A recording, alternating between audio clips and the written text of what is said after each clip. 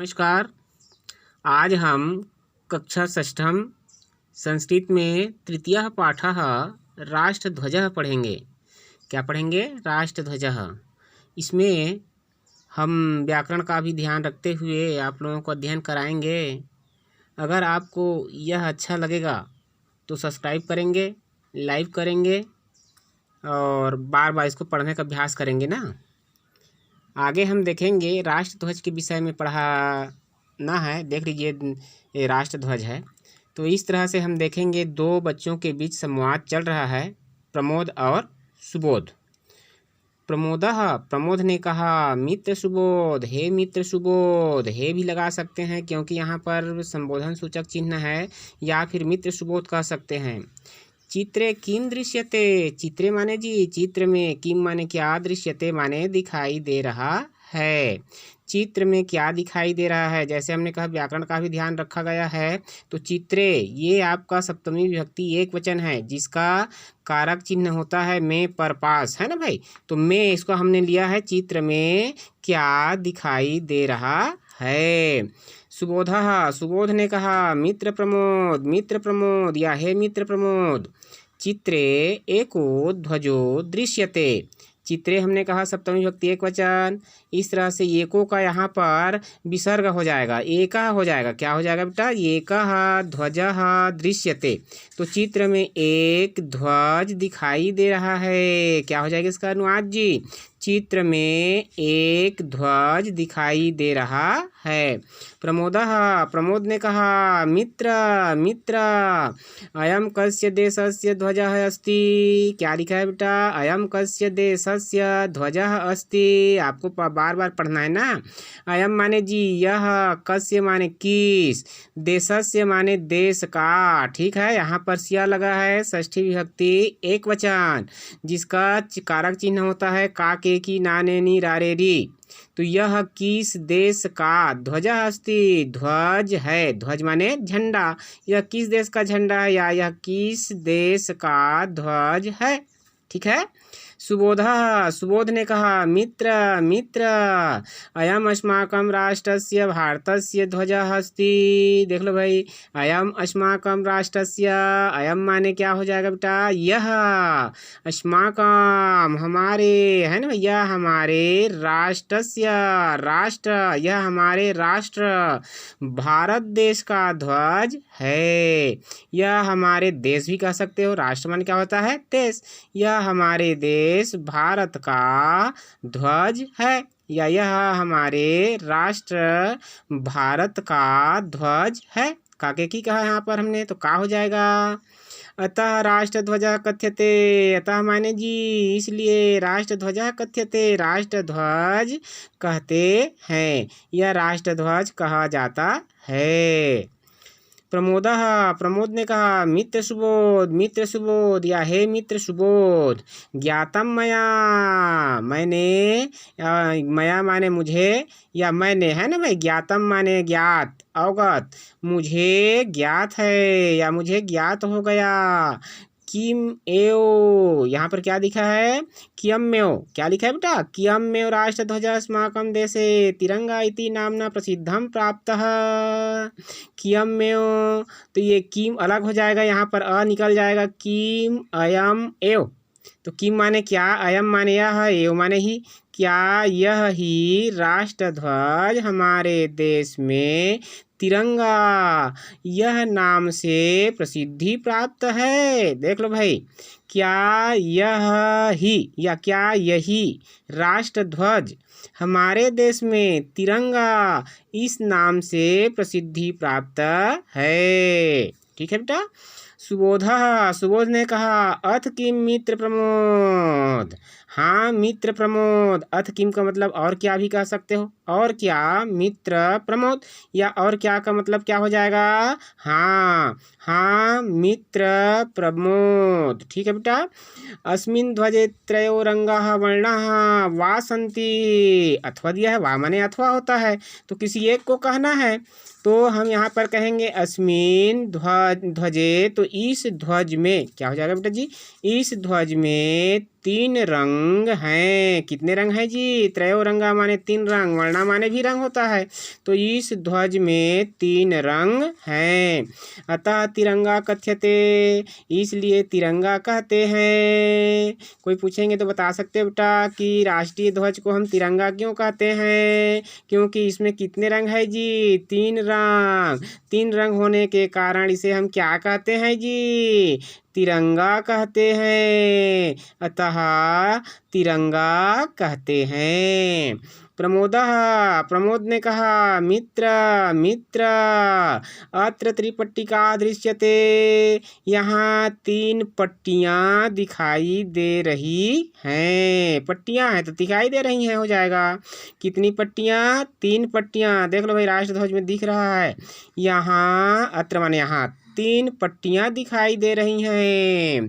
तासु त्रीन वर्णान पश्यामि, उनमें तीन रंगों को देख रहा हूँ। देख लो भाई प्रमोद कह रहा है उनमें। तासु माने उनमें, तीन त्रीन है तो तीन हो जाएगा। वर्णान माने रंगों को, पश्यामी माने देख रहा हूँ।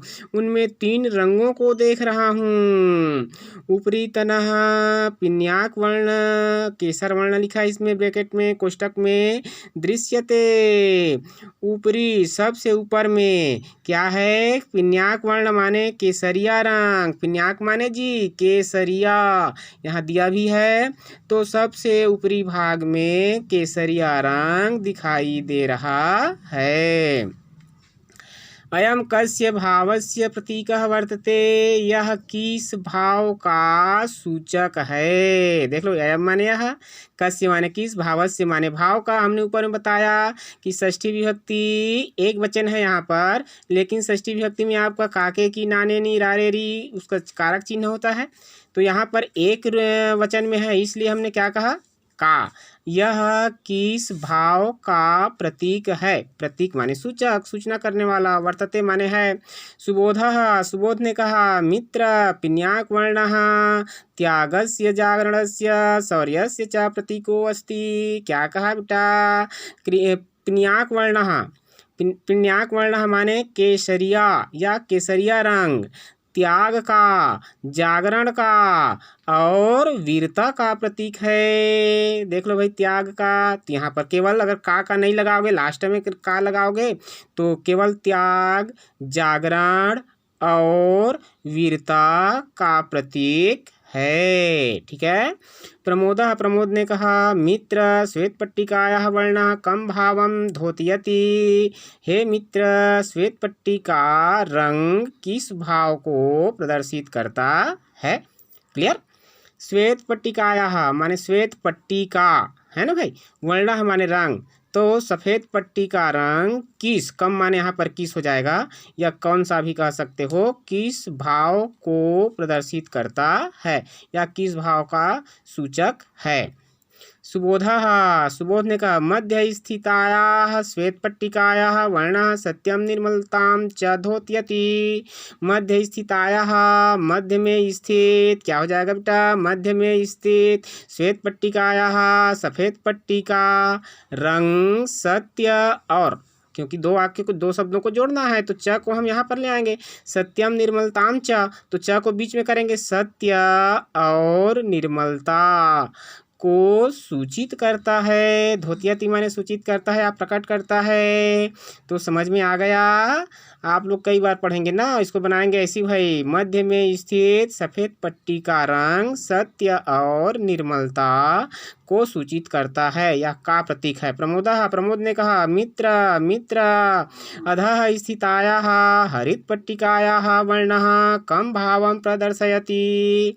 अधः माने क्या होगा जी? नीचे, अर्थात निचली भाग में स्थित। ठीक है। ऊपर में हमने देखा तो सबसे ऊपर में पिन्याक वर्ण, दूसरा में श्वेत पट्टिका, यदि मध्य स्थित माने बीच में। अब हम अधा देखेंगे तो निचली भाग में स्थित या नीचे स्थित हरित पट्टिका का रंग किस भाव को प्रदर्शित करता है? प्रदर्शयति, सूचित करता है, प्रदर्शित करता है आदि। तो निचली भाग में स्थित या नीचे स्थित हरित हरी पट्टी का रंग किस भाव को प्रदर्शित करता है? सुबोध ने कहा मित्र अधोभागे अधा। ये जैसे हमने कहा ना भाई, इस व्याकरण के अनुसार ये अधो है वो अधा हो जाएगा, इसका विसर्ग हो जाएगा। तो अधः भागे विद्यमानायाः हरित पट्टिकायाः वर्णः जीवन समृद्धिं सुखम च प्रदर्शयति। लिखा है ऐसा। तो निचले भाग में विद्यमान या स्थित हरी पट्टी का रंग जीवन समृद्धि है ना भाई, जीवन की समृद्धि और सुख को प्रदर्शित करता है। देख लो भाई, जीवन की समृद्धि का मतलब होता है संपन्नता का मतलब होता है धन धान्य से परिपूर्ण।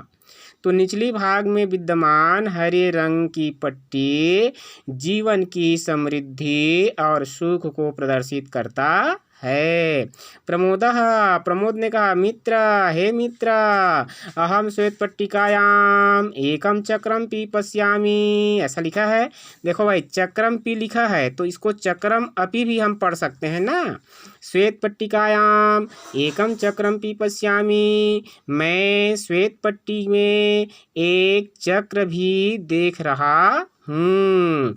कियंच धोत्यति, ठीक है, कियंच किंच धोत्यति, ठीक है।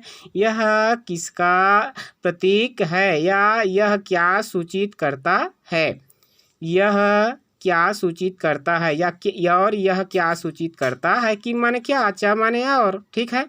तो यहाँ पर क्या सूचित करता है?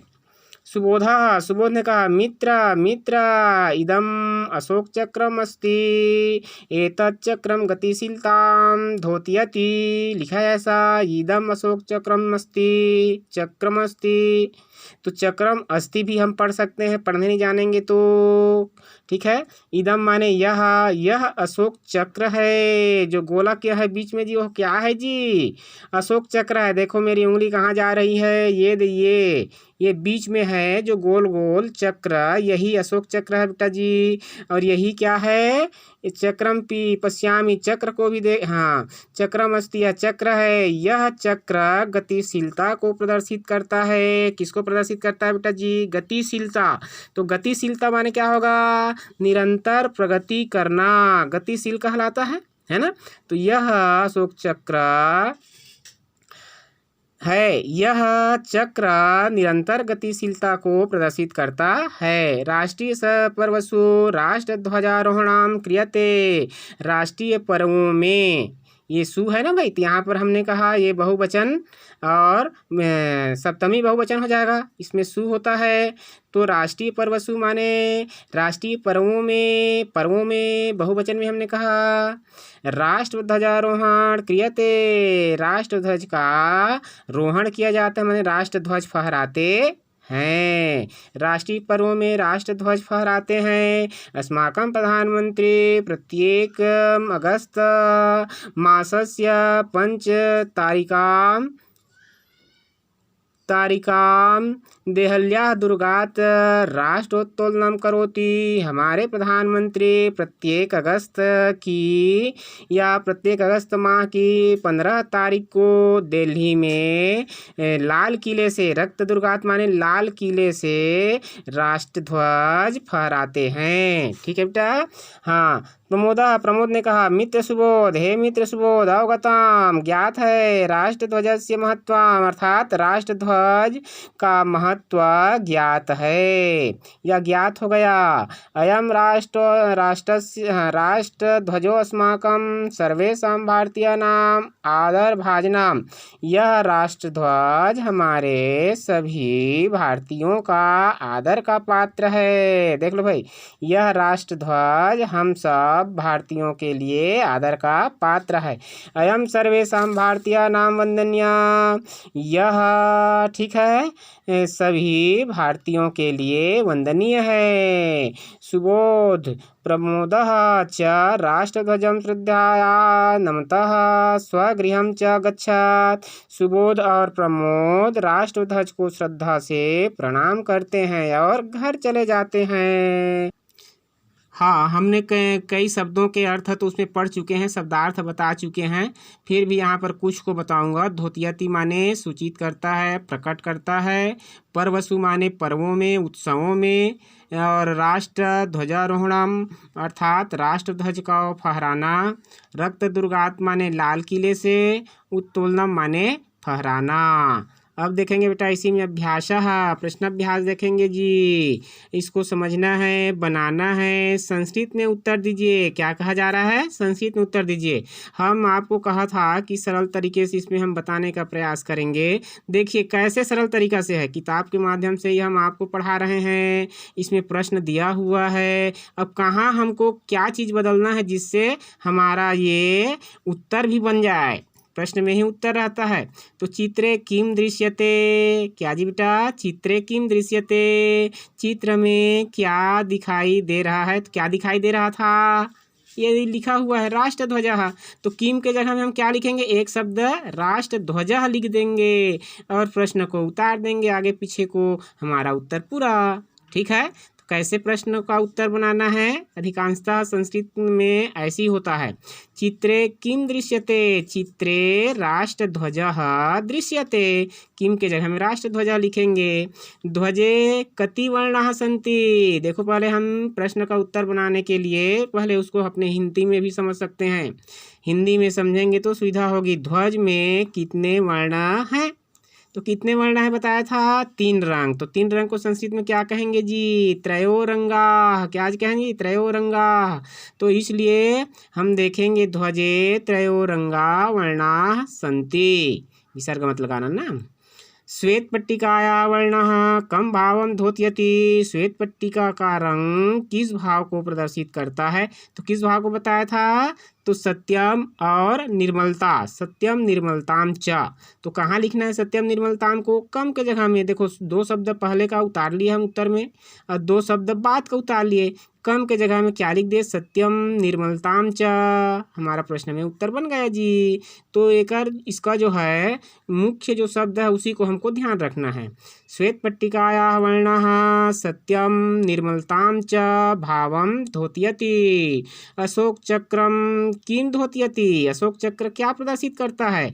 तो अशोक चक्र क्या प्रदर्शित करता है? प्रगतिशीलतायाः। ठीक है, प्रगतिशीलताम, प्रगतिशीलता को प्रदर्शित करता है। तो किम के जगह में हम क्या लिखेंगे? केवल प्रगतिशीलताम। ठीक है, फिर आगे पीछे उतार देंगे बेटा। ये कैसे उत्तर बनाना है समझ में आ गया। ठीक है, रिक्त स्थानों की पूर्ति कीजिए। अयम कस्य देश, हाँ अयम कस्य रिक्त स्थानम अस्ति। देख लो भाई, अयम कस्य रिक्त स्थानम अस्ति, यह किस, ठीक है, है रिक्त स्थान में क्या होना चाहिए? तो देश का ध्वज है, क्योंकि ध्वज को देख करके प्रश्न बनाना है। तो अयम कस्य देशस्य ध्वजः अस्ति, यह किस देश का ध्वज है। त्रिपट्टिकायां रिक्त स्थानम पश्यामि, 3 पट्टियों में खाली स्थान देख रहा हूँ। तो क्या देख रहा हूँ? एकम चक्रम पी, 3 पट्टियों के बीच में एक चक्र है ना भाई, तो एकम चक्रम पी पश्यामि हो जाएगा खाली स्थान में बेटा। संस्कृत में अनुवाद कीजिए। देख लो भाई, ये यहाँ पर हमारे बच्चे बहुत गलती करते हैं, तो यहाँ पर हमको ध्यान में रखना है। पहले हिंदी को हम पढ़ लेंगे। मैं श्वेत पट्टिका में एक चक्र भी देखता हूँ। अब हमको देखना है मैं के लिए क्या हो जाएगा? अहम, हमने लिख दिया है। तो अहम श्वेत पट्टिका में, तो जहाँ पर कारक चिन्ह रहेगा वहाँ तक को हम एक शब्द बनाने का प्रयास करेंगे। ठीक है, एक साथ, तभी तो ये कारक चिन्ह उसमें लगेगा। तो ये एक शब्द तीनों के लिए हो जाएगा, श्वेत पट्टिका याम। ठीक है, क्या हो जाएगा बेटा? श्वेत पट्टिका याम। तो ये श्वेत पट्टिका में स्त्रीलिंग में आपको सप्तमी विभक्ति में याम जुड़ जाता है। पहला प्रथम एक वचन में ना, सप्तमी विभक्ति एक वचन में याम जुड़ता है, तो इसलिए श्वेत पट्टिका याम हो जाएगा। श्वेत पट्टिका में एक चक्र भी देखता हूँ, एकम माने एक हो जाएगा, है ना भाई। तो एक का एकम हो जाएगा, चक्रम पी, अपी भी लिख सकते हो, या चेकम चक्रम पी पश्यामी, देखता हूँ के लिए क्या होगा बेटा जी? पश्यामी। तो हमको ये ध्यान में रखना है किस हिंदी शब्द का संस्कृत क्या होगा। जैसे कि देखता हूँ तो पश्यामी, समझ में आ गया। अहम श्वेत पट्टिकायाम एकम चक्रम पी पश्यामी।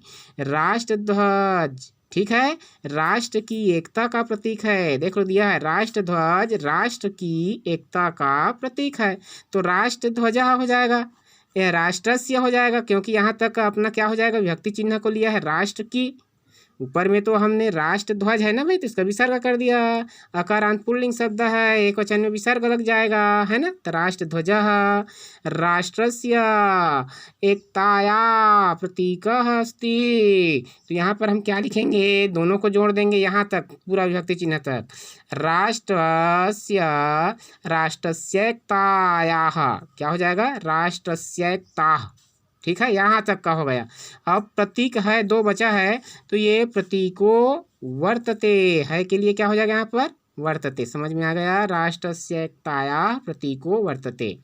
दोनों राष्ट्र ध्वज को प्रणाम करते हैं, ये दोनों कौन से वचन में है बेटा, दो द्विवचन में है ना, तो द्विवचन के लिए क्या होगा, ती तह यंती सी था है ना भाई, और हम उसको शब्द रूप में जाएंगे तो क्या हो जाएगा, सह तो ताह, तो दो के लिए क्या हो जाएगा, तौ, इसलिए दोनों के लिए क्या लिखेंगे, तौ राष्ट्र ध्वजम, ये द्वितीय विभक्ति हो जाएगा ना, को है तो यहाँ पर बिंदी या म लग जाएगा, तो तौ राष्ट्र ध्वजम नमतः, देख लो भाई, प्रणाम करते हैं, यहाँ तक के लिए एक शब्द में आ जाएगा, तो नमता, नमता माने प्रणाम करते हैं, ठीक है।